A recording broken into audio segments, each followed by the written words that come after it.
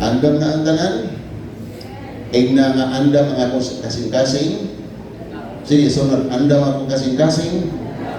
Ako muna-muna nga magkatuon sa pulong sa Dios. Naay usa ka labing ka ay importante kaayo mga gaigsonan. It is a quintessential question. It's not a rhetorical question. It is a very important question. Who is God? Siguro nagsimba na ta, pero wala tayo prueba o tingali. Alabi naghasmagan tag pagsulay na bagay Diyos. Kisa man ang Diyos.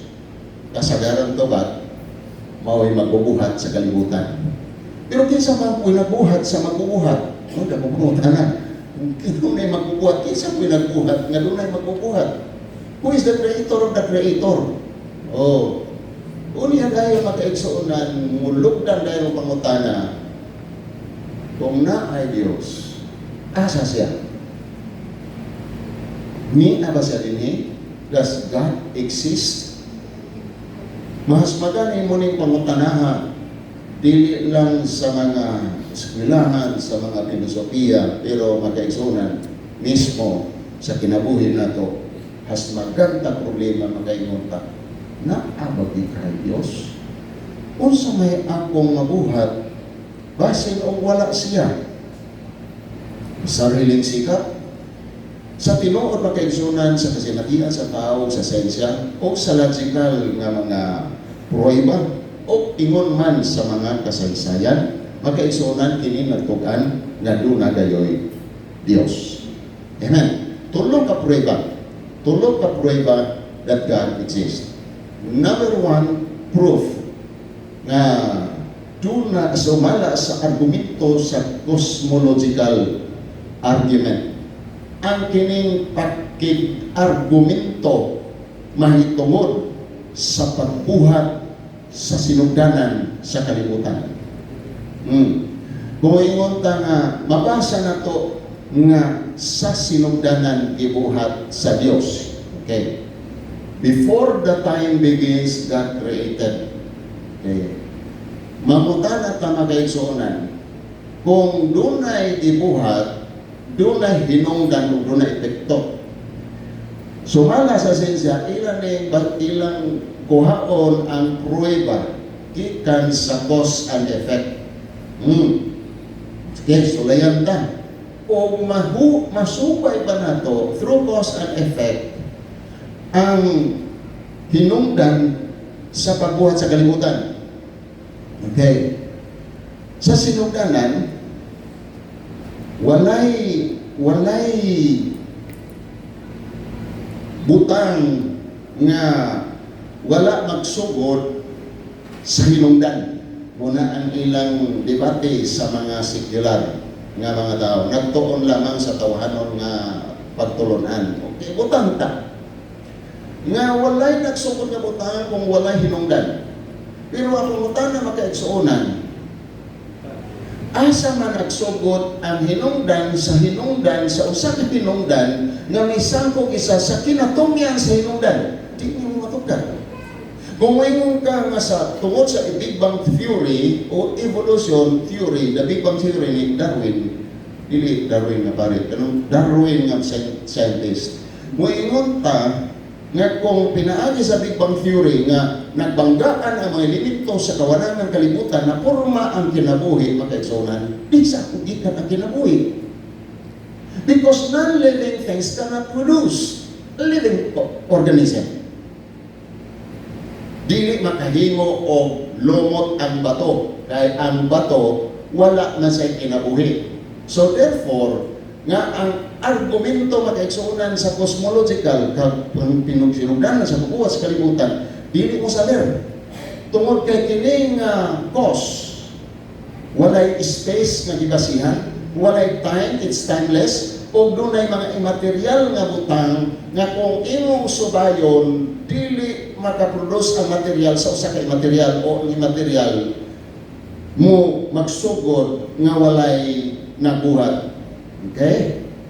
Tanang gibuhat that did not created by God by started from nothingness. Nothingness kanang pagkawala kayo ni exist magkaigsunan, wala na sa Dios. Tungod kay ang Dios spaceless, timeless, immaterial, powerful, personal, and intelligent. Sabi ni Isaiah pa magkaigsunan, dili nimo makulong ang Dios sa usa ka panahon, usa ka lugar, o usa ka hinungdan nga makabuhat siya og epekto. Dili tungod kay siya wala pa ang tanan na ana ang Dios. Amen. Wala pa ang tanan na ana ang Dios, o wala pa'y panahon na ana ang Dios. Tungod kay dili nimo mabutangan nga ang Dios nagsugod aning pitsaha. Walay pitsa nga nagsugod ang Dios. Busa na makaingon ta makaigsunan ang konklusyon nga sa argumento sa cosmological argument nga doon na di Dios. Dili mo saler ang argument tungod sa cause and effect, Big Bang Theory, ang tanan ni exist. Okay? Ang mga scientific puro na nagingon. Number 2 argument, to look up, duha nga proof, ang teleological argument. Dili theo, teleo. Ang meaning sa teleo, telos meaning ends of purposes. Ang katapusan sa mga hinungdan.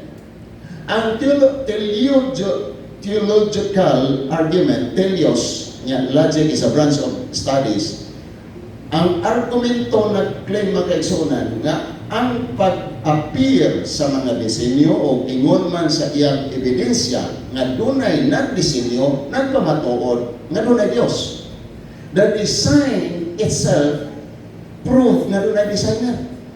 Dunay designer aning mga tanang gibuhat kay kung out of chaos lang nasa lagmaan nga napurma ang tao o napurma na dahil ng mga elemento, mga living things, nan sa atong pamagaysonan, nabuhat lang nga sa lagma by chance and coincidence. No.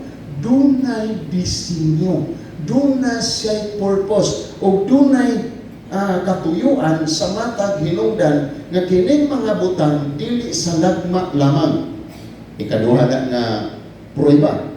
Ang teleological argument nagpamatuon nga dunay designer.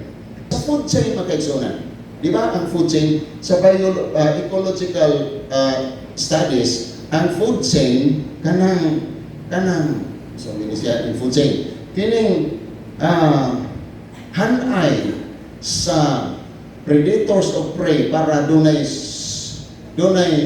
sustenance ang ecology nga mabalance ang kinaiyahan. Gituyo ko din nga ng disenyo. Gituyo ang mga disenyo.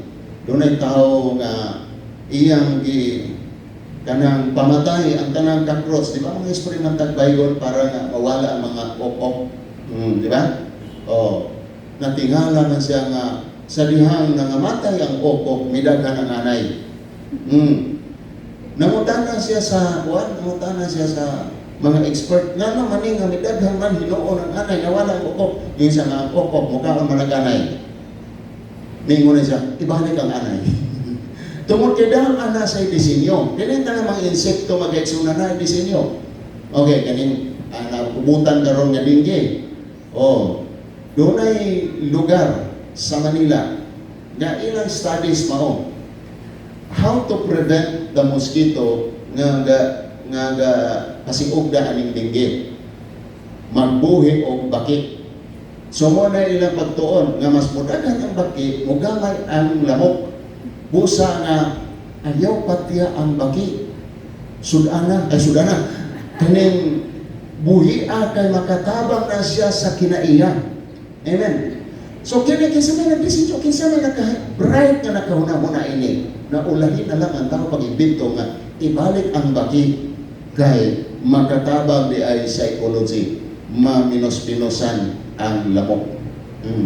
So mo na makaigsunan dunay disenyo tanawa gani ang design sa creation sa Ginoo tanawa gani sa dahon lang daan lagi ang dahon sa saging og sa lubi og sa nangka og sa kalabasa og ang dahon sa kalamugan.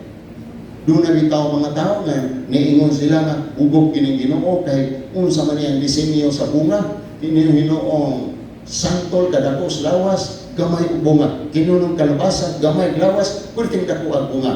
Bahilo unta ni sila. Nahulugan bitaw na sa santol, may ingon ay salamat kay buhi pa ko. Kay kung ingon patingali sa kalabasa, nahulog sa kong ulo, patay na ko. Doon ay disenyo. Doon ay disenyo. Lahi-lahi disenyo sa dahon, lahi-lahi disenyo sa himbis. Sa Caraballas, o sa Talakitok, sa Mulmol, o sa Malasuki, lahi-lahi ang ilang mga himbis. Nakabantay ba tayo na? Oh, lahi. Doon ay nagdisenyo. Doon ay bright na nagdisenyo ini. Makalingaw, tanaw, disenyo sa Diyos, kanong anak niya mga kaisonan. Atong mga naong, lahi-lahi po mga design. Oh, doon ay portrait, doon ay landscape, doon na po ay lain-lain yung pagkadisenyo sa atong mga naong, di ba? Atong mga ilong, doon ay tuyo, ayaw na usbang ilong. Ang mga nagkaroon, nagkabuang karoon, pagmumo sa ilang ilong. Ang mga Pinoy, nagkabuang nga unsay bangil para mo taas pagid ang ilong. Ayaw na natin labti. Kinaiyahan na. Salamat gani kay kanang ilunga na bangag, kung walay bangag, ubag.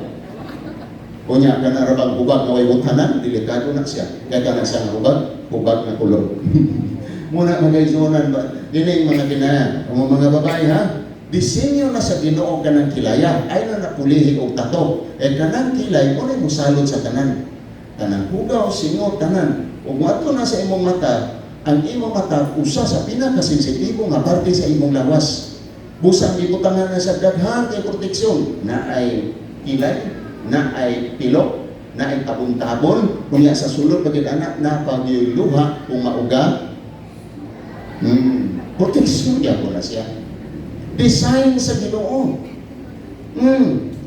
Oh, kamora ba uban mga hamis na kay panit. Gituyo na sa Ginoo nga mao ginay layer sa panit, na dermis, epidermis o may hamis. Ana na siya. Muna kung makutkot na to tanan mga layer dito kay tungod sa erosyon sa chemical na imong gihit-hit sa imong panit, makanser ka na. Oh, tingnan mo na. Makakanser na kung mawala na tong 3 layers. Unya ang magawas kato na lang bukog, kinawala naman ang ang disenyo sa panit. Oh, una ayaw hilabti ang kinaiyahan kay dunay purpose ana kay basig mo ingon ka na dili na wa inongdan ni Ginoo ospod ka na yang design kana mga bukid ron kana kusog ka ayo ang landslide kay nahilabta na sa tao ang kinaiyahan gamiton na nato gamito to bago nato sa tradisyon himuan nato balay na gani mga village sa kaman kita perti ka tok-tok kayo ang bakilid kay kut-kut din siya ang bakilid tungod kay katagon, himuan o balay. O may nahitabo nga kalamidad, kung sa kayo basulod, global warming, climate change, dili, ang tao ang nag-change. Pusa nga kung hilaptan na to, kaning mga marshland, himuon na to, tambakan, i-reclaim, maningil ang kinaiyahan. Dili karon Manila, delikado ni sila. Nga naman, na reclamation area diya sa mall, naa sa Daplin sa Baybay, maningil ang kinaiyahan magkaigsunan, malunupan kina. Nahitabo naman na sa England, dito sa amo. Nahitabo na sa England, dito sa amo. Nga, gireclaim ang Daplin sa Baybay, gihimo ang gipatan, unya pa ito manitambakan, gibutangan ng building. Ay, dagan sa amo dito nga nalunupan. Dito sa amo sa England. Muna nga, dili England dito, dili dito amo. Pusa nga, bantayanan na ito magkaigsunan. Yan yung mga riverbeds, mga kuwan. Doon ang design ang Ginoo niya na. Nagkadaghan ang kalamidad garon tungod sa ka-bright, it's how. Bright ikay tao. Kaya kung dili patag, ato lang, patagon.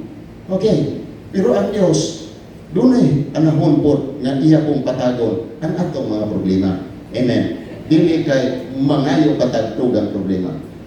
The third argument is, ang third argument magkaigsonan mao nga makita nato usab ang moral argument. Meron cosmological, teleological, then ikatulo the moral argument. Kining moral argument magkaigsonan nagkahulugan nga doon na tayo sense of morality, right or wrong. Nakabalo ka atong gatikon doon ay maayo, doon ay matarong, doon ay dautan, di ba? Daghanang mga pagtulunan nga nagatudlo sa daotan nga mahimong maayo o ang maayo mahimong dautan. That's their opinion. That is religious opinion nila. Pero mag-eksonan, sultihan kita nga kaning opinion doon na pa'y mas taas ini nga mao ang balaod. There's a higher law, the law of morality. Muto ba taniyana? Wala pa'y balaod ang unsang balaod sa yuta. Kaining balaod sa yuta, nabase sa balaod gikan sa Bible. Naa sa Bible. Wala pa maghimo og Constitutions of the Philippines, the Civil Code of the Philippines, kung sa pa mga klase sa balaod, mga kaigsunan, doon na na'y balaod nga gitukod ang Dios sa kakaraanan pang panahon o kining maong mga balaod labaw pa sa opinyon sa tao o tungod ni mutuo kita nga dunay balaod, dunay naghatag sa balaod. Amen. If there's a law, there is a lawgiver. And there's no other perfect lawgiver except God. Because only God is a morally perfect. Siya lang ang himpit nga maayo, busa nga makabalo kita nga maayo. Nganong ang atheist, mahigugma man sa iyang pamilya, tungod kay nakaambit siya sa kinaiyahan sa Dios nga mohigugma, bisag dili sa mutuo og Dios. Nakuha na to. So kining tulong ka argumento makaigsunan kung ato gyud ning ibugkos nagkahulugan na sa cosmological, spaceless, timeless, immaterial, powerful, personal, intelligent creator sa teleological argument, sa moral argument is moral perfect at the same time regala, wala Diyo nga naka-angko ni ini mao ang Diyos. Palampakan na ito ang Ginoo. Kaya siya ang designer, siya ang creator, o siya ang matarong hingpit kayo kaayo. At the same time, wala inaanak yung mga gisonan Diyos. Kinsa man po ni ang Diyos. Kung saan po nato pagkaina, na kini Diyos, kung naanining tulo. Kung inyong magbatan nga naay mo claim na dunay Diyos, ining tulo kakinayahan, kung mupasar mo lusot sa ini, kana mao Diyos. Una, Diyos kung siya omniscient, nahibalo siya sa tanang butang, all-knowing God. Ikaduha, kung siya omnipotent, makabuhat siya sa tanang butang, kana Diyos. Pero dili siya makabuhat sa tanang butang, dili siya Diyos. Ang ikatulo, He is present everywhere at the same time. Makahimo siya isang asa, itawag na siya, in one word, omnipresent. Kung naaning tulo, nga imong gilang nga mao ang Diyos, mo na tinuod nga Diyos. Kung kanan nga Diyos, alsa-alsahon pa na ito, aron makalipot siya sa imong siyudad, na dili na Diyos. Kaya kinahanglan pa maniupas anon para naa siya sa usa ka lugar, pero dili sa tanang panahon, ilibot siya sa 24 oras para malibot siya ang usa ka gamay nga lugar. Kung ang tao maningit, o pitsinyo, dili Diyos. Amen. Ang tinuod na Diyos kung naaning tulog, nasayod sa tanan, kaya imo kagahapon karon og sa kugmaon og sa nagpadulong pa nimong mga paghitabo sa imong kinabuhi. Nasayod na niya tanan. But that's why He is able to warn us and encourage us. Nahibalo siya, makabuhat siya sa tanang mga butang. Makabuhat siya sa tanang mga butang. Dili na sa kinahanglan pas-anon para makasuroy. Kay makabuhat na siya sa tanang butang. Nga nang pas-anon, mapas-an man mo ang Diyos. Dili. Kay Diyos siya. Ikaw ba hinoy pas-anon? So kung makaigsunan may magkalabinan, linog ba o kung sa pangmangitabo, idagan siguro nila pagluwas sa ilang Diyos. Di ba nga itong Diyos muluwas? Unya hinoon. Ang tao naman muluwas sa Diyos. Bali, di ba? O sige sa magiging muluwas, ang tao o ang Diyos? Ang Diyos. Dili tao. So kung Diyos pa siya, siya ay muluwas na to. Dili kay luwason na to ang Diyos. Atong sugit, as in mababaan, masunog ang ating Diyos. Na dili na Diyos. Ay mo pakilali sa di ko to inanahan. Ato lang inahinayon kung panalitan o abli ang kahigayunan o abli na kasing-kasing, ato lang inahinayon pagmaymay. Ayaw lang ninyo iagi nga murag yung pong gawali kada siya. Nasuko man siguro. Dili, nagpaliwanag lang. Amen? Nagpaliwanag lang kumads na kung Diyos mang Diyos, luwasod kita niya. Dili kita yung luwas sa Diyos. present siya sa tanang mga higayon, tanang mga panahon mga kaigsunan.